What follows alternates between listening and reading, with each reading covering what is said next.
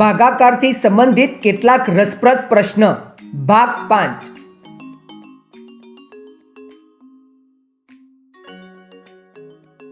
આજે આપણે શીખીશું મોટી સંખ્યાઓનો કઈ રીતે ભાગાકાર કરી શકાય છે। વંદનાની મમ્મીએ હપ્તા પર એક નવો મોબાઈલ ફોન લીધો છે। હવે એ જાણકારી મેળવે છે કે આ મોબાઈલ માટે દર મહિને એ કેટલા રૂપિયા આપશે।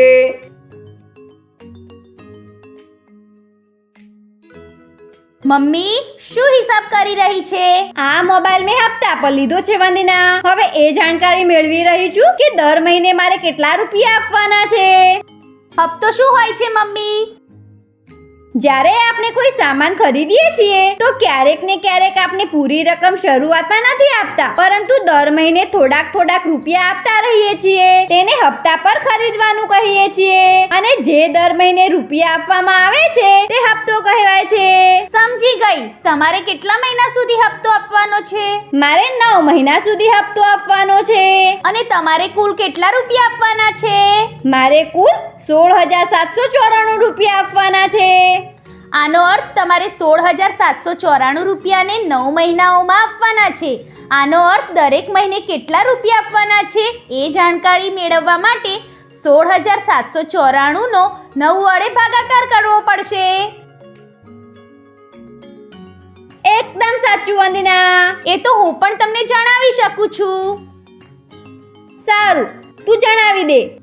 હું ભાગાકાર કરવા માટે 16,794 અને 9 ને આ રીતે લખી દઉં છું। હવે 9 વડે ભાગાકાર કરવાનું શરૂ કરું છું। પહેલો અંક છે 1। 9 વડે 1 નો ભાગાકાર નહીં થાય, એટલા માટે હું 16 સાથે ભાગાકાર કરું છું। 9 1 9, શેષ વધી 7।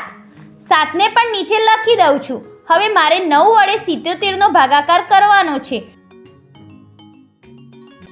9 8 72 થાય છે અને 77 માંથી 72 ઓછા કરી દઈએ, શેષ વધી 5। હવે આ 9 ને પણ નીચે લખી દઈએ અને 59 ને 9 વડે ભાગાકાર કરીએ। 9 6 54 થાય છે। 59 માંથી 54 ઓછા કર્યા તો શેષ મળી 5। 4 ને પણ નીચે લખી દઉં છું। હવે સંખ્યા થઈ ગઈ 54। 9 6 54 થાય છે। 54 માંથી 54 ઓછા કર્યા તો શેષ મળી 0। હવે આખી સંખ્યાનો ભાગાકાર થઈ ગયો છે અને જવાબ આવ્યો 1,866। મમ્મી, આનો અર્થ તમારે 9 મહિના સુધી 1,866 રૂપિયા આપવા પડશે। તારો જવાબ તો સાચો લાગી રહ્યો છે વંદના। એક વખત આને તપાસીને પણ જોઈ લે।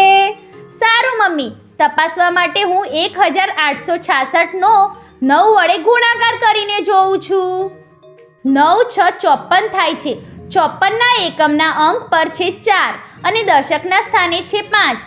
ગુણાકાર કરતી વખતે આપણે એકમના અંકને નક્કી કરેલા સ્થાન પર મૂકીએ છીએ અને દશકના અંકને વદનીમાં મૂકીએ છીએ, જેને આ રીતે લખી શકાય છે। 9 6 54 થાય છે।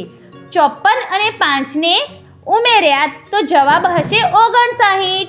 આ રીતે 9 અને 5 ને તેના નક્કી કરેલા સ્થાને લખી દઈએ છીએ। 9 8 72, 72 માં 5 ઉમેર્યા તો જવાબ આવશે 77। બસ તેવી જ રીતે 77 ને આ રીતે લખી શકાય છે।